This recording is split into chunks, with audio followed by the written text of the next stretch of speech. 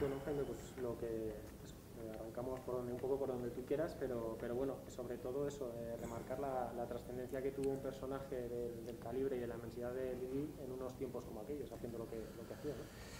Pues si os parece, como hemos comentado, podemos empezar pues con una breve semblanza de ella y luego ya evolucionamos y nos paramos en cualquier fase, en cualquier etapa de su vida. Hay, desde luego, todo el mérito siempre cuando uno es, digamos, un héroe, una personalidad, el mérito es fundamentalmente personal, pero son las circunstancias también las que le empujan un poco a serlo. La tía Lili, siempre le hemos llamado Lili, se llama Elia María González Álvarez y López Chicheri. La tía Lili nació en mayo del 1905. No nació en España y no vivió en España, excepto alguna visita esporádica, hasta 1940, hasta sus 35 años. Su madre, que era hermana de mi abuelo, Virginia López Chicheri Caro, era hermana de mi abuelo, se casó pues relativamente joven, yo creo que con el inicio del siglo, se casó con el marqués de Sotelo, que luego fue alcalde de Valencia. Tuvieron un hijo que nació y murió niño, apenas vivió, y entonces eso supuso la amargura, supuso una ruptura del matrimonio y una escapada de Virginia, de la tía Virginia, a la que conocí yo durante unos años, no demasiados, una escapada hacia una huida, y entonces paró en Suiza. Se fue a Suiza a principios prácticamente de siglo y estuvo pues curándose su depresión anímica en unos balnearios, en Saint Moritz y tal, y entonces se casó con un tipo estupendo, al que yo nunca he conocido, con Emilio González Álvarez. Tuvieron a Lili y no tuvieron más. Tuvieron a Lili, los dos eran personas solitarias, y entonces se dedicaron a Lili. Y se dedicaron a que fuera un personaje, yo creo que ya lo preveían ellos de alguna forma. Su madre le inculcaba la cultura, el aspecto intelectual, geografía, historia, literatura, le inducía a la lectura, y su padre, que era abogado, un buen hombre y muy deportista, le llevaba a hacer deporte. Entonces, durante sus primeros años, pues prácticamente, hasta que empezó la competición, pues prácticamente la vida era un constante. Ya habían escapado, ya no necesitaban escapar, ahora tenían que disfrutar su entorno, y entonces pues los inviernos los pasaban en los Alpes suizos esquiando, las primaveras y los otoños los pasaban en la zona del Ticino, la zona sur de Suiza y norte de Italia, el lago Maggiore, por Lausanne, por ahí. Si en invierno esquiaban, pues ahí estaban montando a caballo, jugaban al hockey y todas estas cosas, y luego en verano se iban a la zona de Cannes, a la Costa Azul. Es decir, que fíjate qué vida. Y en todo esto se ocupaban de Lili. Su madre le enseñaba el intelecto y su padre le enseñaba el físico. No fue prácticamente a colegios, tenía siempre sus institutrices, sus profesores, no solo de deporte, sino sus profesores. Era una mujer muy culta, muy culta, muy culta, y tenía admiración, yo creo que incluso admiración por sí misma. Ella llegó un momento en el que era, pues digamos que era un poco vanidosa, era simpática, era muy culta, pero era un poco vanidosa, con razón, con motivo. Os leo una cosa que ella, fíjate que ella ha escrito mucho y no ha escrito una cosa magnífica que podía haber escrito ella, que es su biografía, su autobiografía. No la ha escrito. Hay solo retazos de manuscritos suyos, y hay uno que cuenta un poco lo que os estoy diciendo. Dice: notas autobiográficas escritas a mano. Dice: mi infancia y juventud fue sobre todo un gran baño de vida de la naturaleza. Todos estos sitios a donde íbamos, los que os he explicado, Saint Moritz, Lausanne, el lago Maggiore, Cannes, todos estos sitios a donde íbamos eran un gran hotel o varios grandes hoteles, pero en medio de la naturaleza. Yo de pequeña me eduqué en contacto con ella y en el gozo por ella. Mi escuela verdadera, os comentaba, fue ese encuentro cosmopolita con gentes diversas. En ese momento histórico de 1914 a 1918 fueron huyendo de las guerras también. Suiza era el centro neutral y donde todo se tramaba en ambientes de espías, millonarios, príncipes y reyes destronados. Era un cosmopolitismo elevado al cubo, un cosmopolitismo de guerra. Claro, vivían en esa época en Suiza. Suiza nunca participaba en ninguna guerra, tenía sus mercenarios. Yo estoy aquí porque había unos tercios suizos que vinieron a la Guerra de Sucesión Española en 1700, en los principios del siglo XVIII, y luego la Guerra de la Independencia, y aquí llegó un chicheri, el chicheri que ha dado lugar a todos los chicheris que hay aquí, un coronel de los tercios suizos del barón Reding. Bueno, pues Suiza, que hacía de mercenario con soldados y con batallones, pero siempre ha sido neutral. Estuvieron durante la Primera Guerra en Suiza, durante la Segunda Guerra, que empezó en 1940, huyeron, estaban en la zona de Austria, Alemania, y dijeron: ¿a dónde vamos? Vieron que la de España ya había terminado, que toda Europa estaba en guerra y casi todo el mundo, y dijeron: pues nos vamos a España. Y vinieron a España exactamente en 1940, terminada la guerra y tal. Toda su vida deportiva transcurrió, prácticamente su vida deportiva transcurrió en el extranjero. Tal vez por eso no había un reconocimiento en aquella época en España, porque apenas era conocida, las comunicaciones entonces no son como ahora. Y fue a partir de su llegada a España, con 35 años ya, cuando empezó su vida más intelectual. Empezó su vida periodística, había empezado antes su vida periodística, empezó su vida literaria, empezó un poco su vida social, y luego ya cuando fue ya mayor, os contaré su final no su último final, sino sus últimos años, porque son también un poco paradójicos dentro de tal. Primero era la actividad deportiva, luego la actividad literaria y luego la actividad campestre, el solaz de la paz del campo en su finca. Lili se casó, pues yo creo que como a los 30 años, se casó con Juan Guillard, me parece que se llamaba, que era conde de la Valdén. Duró poco, no llegaron a tener un hijo, tuvo un embarazo pero no llegó a tener un hijo, y entonces eso, pues como le pasó con su madre, pues supuso la ruptura del matrimonio. Estuvo 4 o 5 años casada con Juan Guillard, el conde de la Valdén. Utilizaba aquí, sin presunción, pero utilizaba el título de condesa de la Valdén, y bueno, y entonces se rompió el matrimonio, y también es decir que ha tenido una vida bastante solitaria. Su única familia en España, o su familia más querida en España, nosotros que somos una familia enorme, pues era la mía, la de mi padre, que le ayudaba mucho. Yo estuve ayudándole en cosas campestres desde el año 70 hasta el año 80 prácticamente, compalidándolo con mis estudios de Derecho y todas esas cosas. Y esa es un poco la historia de Lili. Luego os contaré lo que hizo con una finca maravillosa que tenía, que es la que yo le ayudé a hacerla resurgir en Toledo. Y esa es un poco, es decir, la influencia personal de su vida familiar. Eran solos, era un tronco vertical aislado. El entorno espacial, Europa, pero la Europa dócil, la Europa cómoda, la Europa de lujo. Y todo eso pues influyó en que era fuera como fue. Pero y el espíritu ese de rebeldía que tuvo, ¿no? Porque al final era una rebelde. ¿De dónde viene exactamente? Yo creo que de la educación tremendamente individual que tuvo. Ella era muy individualista. Como decía, no fue a colegios, no fue a escuelas. Decía, mi verdadera escuela eran las mesas de los restaurantes, eran los salones de los hoteles, eran las recepciones sociales, los espectáculos deportivos, y decía, y las recepciones vespertinas de los grandes políticos o actos sociales. Esa era su escuela. Entonces ella, cuando era niña, pues tenía un espíritu y un intelecto de adolescente. Cuando era adolescente era ya prácticamente una mujer madura.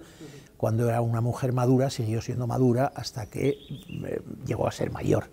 Pero siempre fue adelantada, y ese adelanto le produjo primero un individualismo, no diría que exacerbado, era socialmente, se comportaba bien sin duda, pero era individualista, era un poco soberbia, pero una soberbia justificada, porque era una mujer magnífica en todo lo que hacía, y era rebelde porque no toleraba que nadie tuviera la mínima intención o la mínima presunción de ser o de comportarse superior a ella. Es decir, en ese sentido era muy feminista, pero no propagandista del feminismo. La propaganda del feminismo la hacía, en aquella época no existían los medios, en aquella época existían el boca a oreja un poco, y entonces pues no hacía propaganda, pero sí la hacía a través de sus escritos, de sus artículos periodísticos, de sus... en aquella época pues que nadie hablaba de estas cosas, pues hacía escritos que hablaban sobre el sexo. Escribía cosas como una colaboración, no sé si fue en Cuadernos para el Diálogo, no sé dónde, sobre el control de la natalidad, que en aquella época, pues fíjate, estamos hablando de los años 50 o por ahí, pues nadie hablaba de eso. Sí, sí, sí. Y el discurso, bueno, yo he estado leyendo, por ejemplo, una entrevista que hizo con nosotros en el año, creo que 79, era un discurso que lo podías trasladar a hoy, extrapolarlo al día de hoy, y tendría absoluta vigencia, o sea, tenía un discurso, como decía, muy avanzado, ¿no?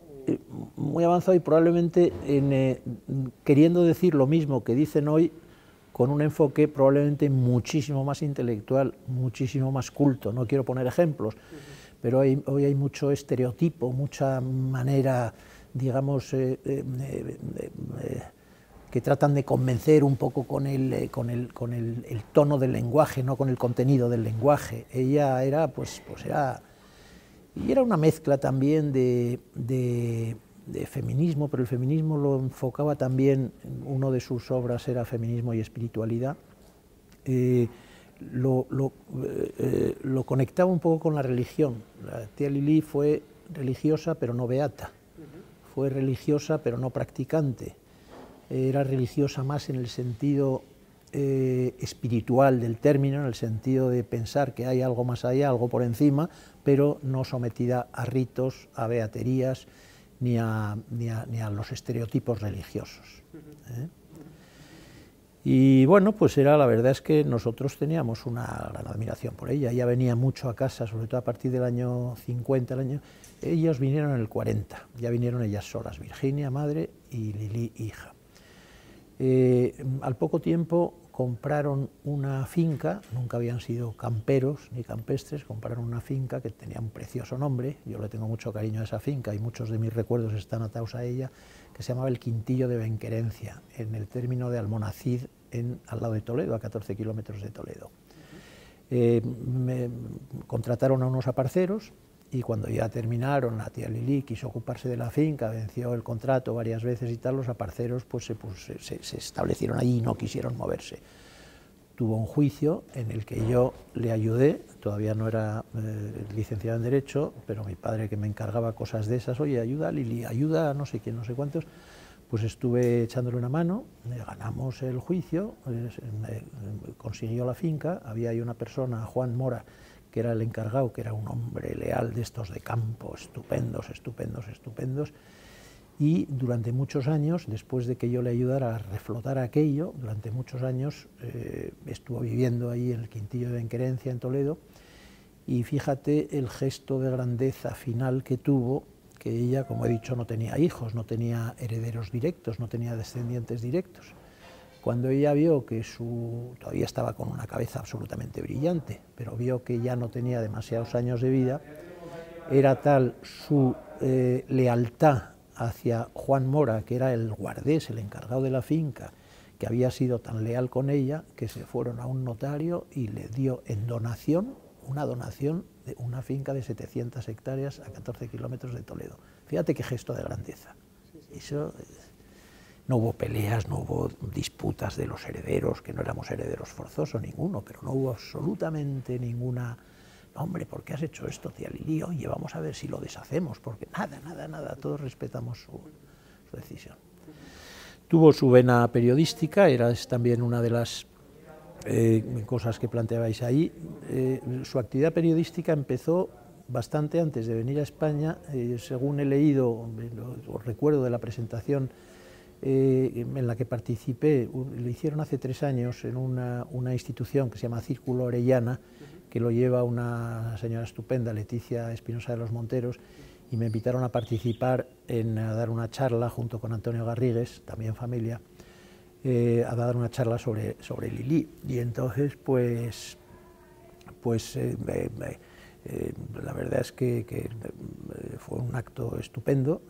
Fíjate, esto suele suceder en las entrevistas y no sé a qué viene esto que he dicho ahora, no sé a qué viene, No tenía nada que ver con la finca. Bueno, sí, que en aquel acto que leí un poquito de su biografía, leí que empezó su actividad periodística como corresponsal, primero colaboradora y luego corresponsal del Daily Mail, y lo que es curioso es que esto que empezó a primeros del 1920, a primeros de la segunda década del siglo pasado, hablaba y escribía sobre España. Ella, que no tenía ni idea de España porque no había vivido en España, ella nació en Roma y no vino a España hasta 1940, escribía sobre España, escribía sobre artículos deportivos españoles y sobre personalidades españolas. Y luego ya a partir de no sé qué año, del 30 o por ahí, entonces ya se hizo corresponsal, y ya cuando vinieron más a España, escribía desde España para el Daily Mail.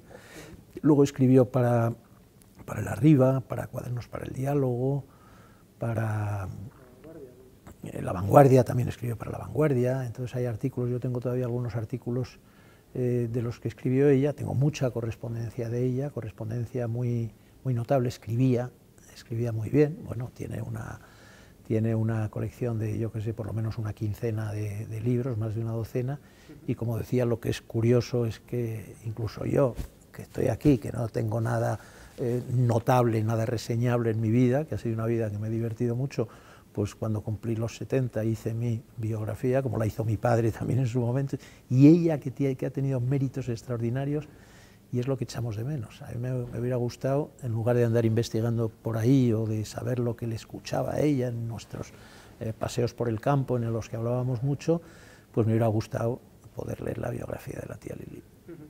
Y esta mujer era absolutamente rompedora, una mujer de esas características, bueno, con ese discurso, con esa intelectualidad, en medio de, digámoslo así, su regreso a España, en medio de esa España, ¿no?, de la posguerra, no sé si era percibida como un elemento, no voy a decir incómodo, pero sí muy transgresor, ¿no?, en el fondo. Sí, pero yo creo que, primero, que ella no era demasiado protagonista. Ella hacía sus escritos, no sé si alguno de los libros que escribió pasaron por la censura, en aquella época es muy posible que sí. Como les daba ese componente religioso, pues probablemente pasaban, aunque dentro hablara del control de natalidad o sobre determinadas relaciones de carácter sexual, claro, no quiero decir libros eróticos ni nada, pero yo creo que yo nunca he hablado en mis conversaciones con la tía Lili, nunca he notado que ella hablara o comentara o que singularizara roces sociales que hubiera podido tener. Yo creo que como se seguía moviendo todavía en un mundo intelectual, y los intelectuales, pues bueno, pues tendrán sus teorías, tendrán sus ideologías, sean radicales, sean de verdad o sean de conveniencia por los momentos en los que están, pero no suelen ser, quiero decir, no suelen hacerte pasar, excepto en lo que sean tertulias de carácter intelectual, no suelen hacerte pasar apuros. Yo no recuerdo, no sé si, porque yo nací en el 48, no sé si de esos años del 40 al 50, que es cuando yo empecé, al 50 y tantos, que es cuando empecé yo a tener constancia de ella, no sé si tuvo algún rechazo por parte de la sociedad, que era todo lo contrario a lo que ella podía haber sido, a su trayectoria, pero yo creo que no tuvo nada de eso. Yo, desde luego, nunca he percibido y nunca me ha hablado de que lo haya pasado mal o que haya sentido rechazo. Sí que es cierto que lo que ha sentido es una falta de valoración, y posiblemente ella, que se valoraba mucho, con todos los argumentos y toda la razón del mundo, pues a lo mejor consideraba un poco ofensivo que no le valoraran los demás. Ella era polémica, pero yo me acuerdo que tenía alguna discusión con ella, pues de carácter político, de carácter social y tal, pero discutía, pero no llevaba las discusiones al extremo, ¿eh? Ella creía que tenía la razón, pero no pretendía imponer la razón. En eso era una persona leal también. Tuvo una anécdota muy graciosa, ahora me viene a la mente. Esta debió de ser yo creo que cuando ganó, porque el único campeonato que ha ganado ella en dobles, campeonato internacional, fue el de Roland Garros. Fue 3 años a sus 19, 20, 21 años así, fue 3 años finalista en Wimbledon, pero el único que ganó fue el de Roland Garros. Y entonces, pues después del partido estaba, y hay una foto de ella, estaba, debió de ser, no me acuerdo, 25, 26, estaba con el mariscal Foch, que murió en el 29, antes del año 30 murió, y entonces el mariscal le dice, están apoyados así en la barandilla, y ella relata la conversación, le dice, señorita, ¿cómo juega usted bien al tenis? No me atrevería yo a retarle a usted a un partido de tenis. Y le dice ella, mariscal, yo jamás me atrevería a declararle la guerra. Esa era una de esas anécdotas. Y bueno, participaba en todo, hacía hockey sobre hielo, patinaje sobre hielo, jugaba al billar, al tenis, ¿para qué vamos a hablar? Alpinismo, hacía alpinismo, navegaba, hacía sus estados de navegación. Tengo alguna foto de ella muy bonita montada en una bicicleta. Alpinismo, ya lo he dicho, billar, navegaba, equitación, montaba y hacía excursiones de equitación con sus amigos, automovilismo. Tengo algunas fotos de ella con un coche que tiene un número, con una competición de automovilismo. Y la verdad es que es impensable ver una mujer hoy día que haga todas esas actividades, porque hoy pues está la Magnífica, que me da mucha pena, que debe de tener alguna, no desequilibrio por supuesto, pero me encanta, soy admirador de Gaviña Muguruza, pero Gaviña Muguruza es tenista. Soy admirador de todas estas navegantes solitarias que ha habido, me gusta mucho la navegación y se dedican a eso. Ahí pues está, fíjate, Carolina, la del bádminton, Carolina Marín me parece que se llama, que es espectacular, pero se dedica al bádminton, nadadoras que se dedican solo, pero una mujer tan polifacética en lo deportivo es impensable e imposible encontrarlo hoy. Y fíjate que hoy las cosas están más para eso. Lo hacía todo y todo bien. Lo hacía todo y todo bien, todo menos el golf. El golf además, al golf lo odiaba. Decía, es que yo esto del golf, yo en aquella época pues estaba en mis inicios del golf, mi padre era jugador de golf, y decía, yo es que esto del golf no lo entiendo, andar con un palo en la mano, no sé qué, no sé cuánto, y era porque había decidido desde el principio, sin entrar en un análisis, que era una tontería de juego. Y la verdad es que es un juego estupendo que lo puedes practicar hasta los 90 años, como lo hizo mi padre, pero ella no, ella lo odiaba. Pero sin embargo tengo una foto de golf con un swing horroroso suyo y tal vez por eso lo odiaba, pero si se hubiera metido a jugar al golf hubiera sido una magnífica golfista, lo hubiera sido porque tenía aptitudes para todo. Tuvo una vez, tenía sus disputas en carácter deportivo-social eran con lo que ella llamaba el amateurismo marrón. Ella, cuando en la Copa Davis de tenis y tal, que al principio, hasta no sé qué año, pues los jugadores eran la época de Manolo Santana, de Gisbert, de todos estos, no eran profesionales, eran amateur, y las copas de tenis eran amateur. Pero ella decía que no, que eso era amateurismo marrón, porque era imposible pensar que gente, además de extracción relativamente humilde, como muchos de los tenistas que estaban entonces, que no vivieran del tenis, que llegaran a las finales que llegaron. La primera mítica fue del 62 o del 63 en Australia, contra Rod Laver y todos aquellos y tal, y decía, esto es amateurismo marrón. Esto es que no se llaman amateurs, pero viven del tenis, luego no son amateurs y tal, y era su fobia en el tenis. Vale. Y en Londres tuvo mucho reconocimiento, jugó 3 finales de Wimbledon, creo que fueron. En Londres tuvo 3 finales, creo que 24, 25 y 26, tengo fotos también muy bonitas con Susan Langlaine, y tuvo 3 finales. Hay una que pensaba, pero luego he estado viendo los resultados, en una pensaba que había tenido un match ball o algo así, pero no, porque en todas perdió los dos, menos uno de los sets que lo perdió por 7-5, todos los demás los perdió pues con cierta ventaja. O sea, pero bueno, llegó a 3 finales. Y luego llegó a España, prácticamente ya dejó su carrera deportiva, pero tuvo algún premio que ganó, yo creo que en el País Vasco, no me acuerdo cuál, pero ganó una copa de tenis. Y luego ya pues llegó sus 35 años, ya la competición, pues supongo que seguiría jugando pues en el club de campo, que era entonces donde íbamos y tal, pero ya no con carácter competitivo. Ya cambió radicalmente y dijo, ya he machacado lo suficientemente el cuerpo, ahora voy a machacar el intelecto. Y entonces fue cuando empezó sus labores literarias. Y el tema este de presentarse, creo que fue en París, ¿no? Donde lo hizo, en Roland Garros, con el tema de la falda pantalón. Eso lo vi en vuestras preguntas, nunca he sabido nada directamente. Supongo que ella pues fue con su falda, le importaría un pito lo que dijeran los demás y tal, pero no me acuerdo. Esa me la tienes que contar tú, la anécdota esa. Bueno, no, por lo que yo he estado documentándome, en París pues debía aparecer pues con una falda pantalón, con un modelo que era absolutamente impensable, implanteable para una mujer en aquella época.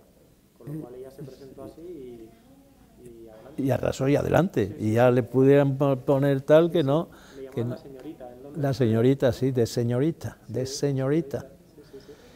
Y esta fue, luego tenía otra anécdota también con sus coches, y gracias a esa anécdota, pues otra prima mía y prima suya, bueno, sobrina suya, Teresita Reder, López Chicheri, había un personaje alemán que se llamaba Juan Reder, que fueron los que fundaron eso de las cremas Nivea o algo así y tal. Luego era el dueño de un restaurante que había muy famoso al lado de las Cortes del Congreso, no me acuerdo ni cómo se llama, pero he comido ahí algunas veces.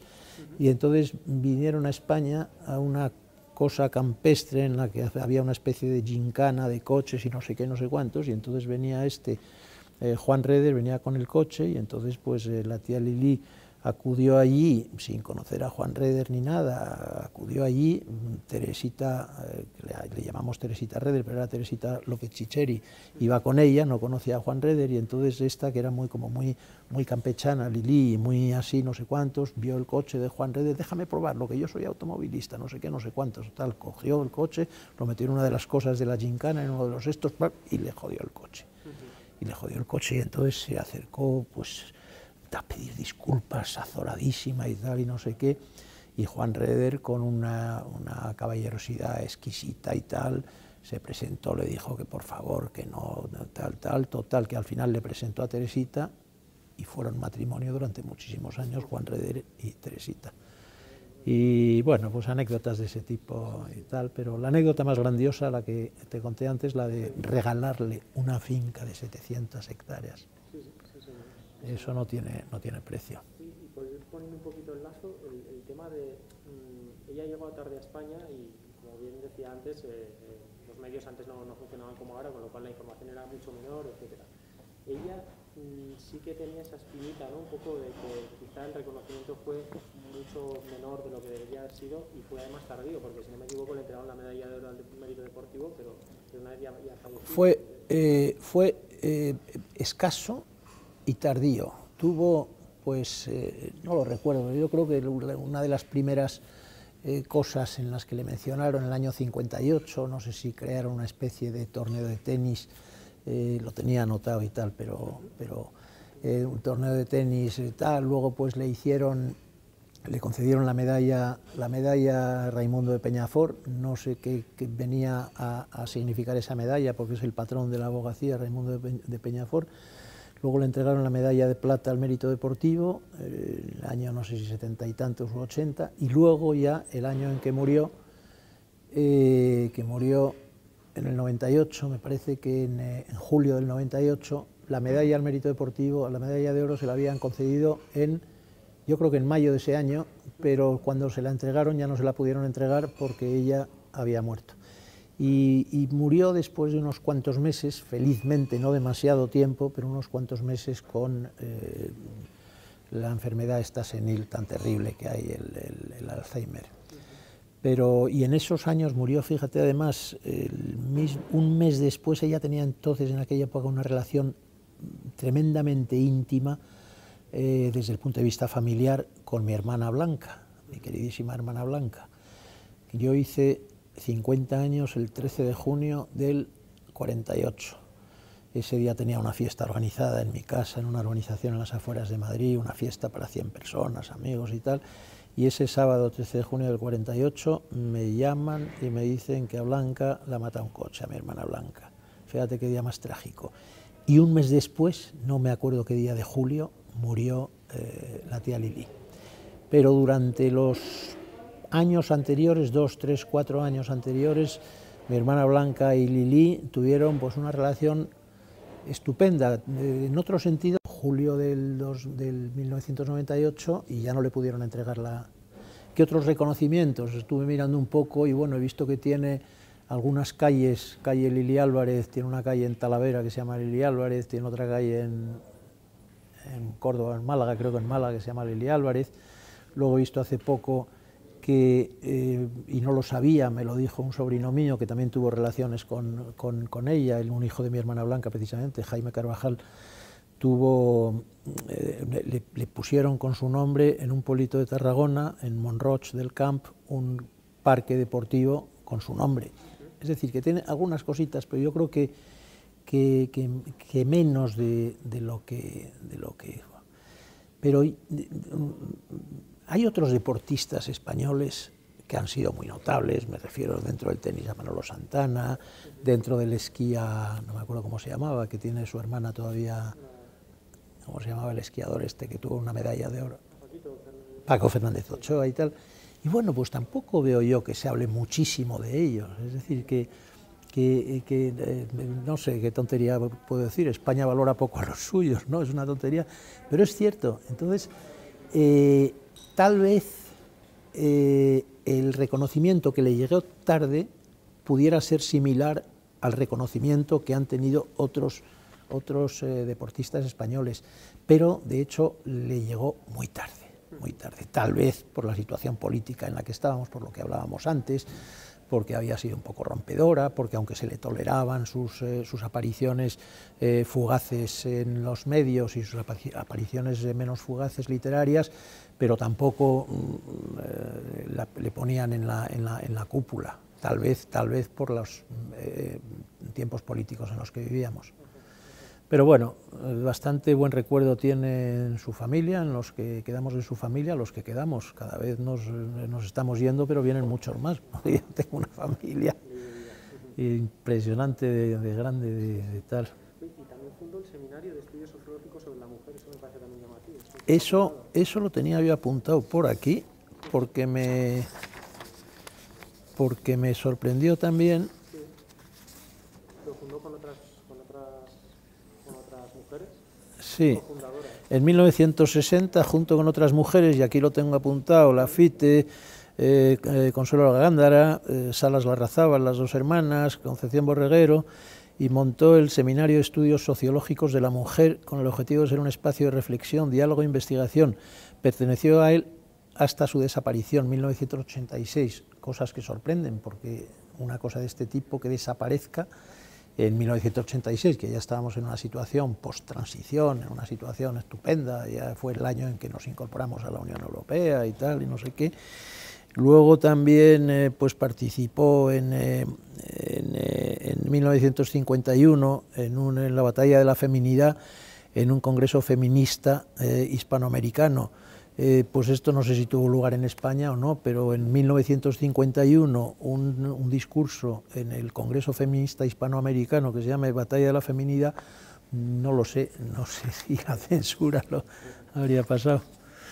Y luego pues estuvo, como decíamos antes, en Arriba, La Vanguardia, en la revista Blanco y Negro, El Correo Literario, Cuadernos para el Diálogo. La verdad es que tuvo muy... En la entrevista que hizo con nosotros en el 79 tiene frases muy buenas. Hay una de ellas que, por ejemplo, ella al regresar a España, claro, ya tenía otro tipo de educación completamente pues, mucho más intelectual y muy distinta, y decía que los maridos que parecían niñeras, porque al final estaban, pues la mujer hacía simplemente lo que le ordenaba a los maridos, etc.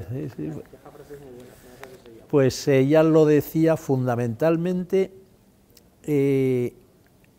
viendo a las demás, pero también, ahora que lo dices, un poco por experiencia propia, porque ella estuvo casada con Jean Guillard, con el conde de Lavaldén, estuvo casada 4 o 5 años. Tuvieron un aborto, pero ese no fue el motivo de la separación.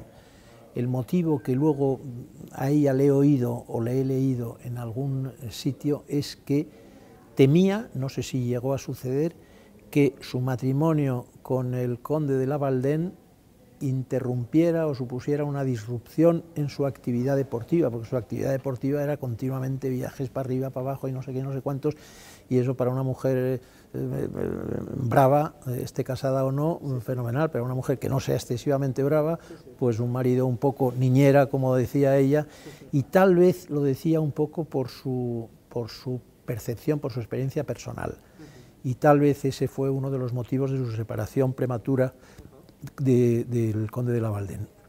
Le dice, no, este va a impedirme, porque se casó, yo creo que se casó cuando tenía 30 años, estudios en el 35, y se separó antes de venir a España. España vino en el 40, es decir,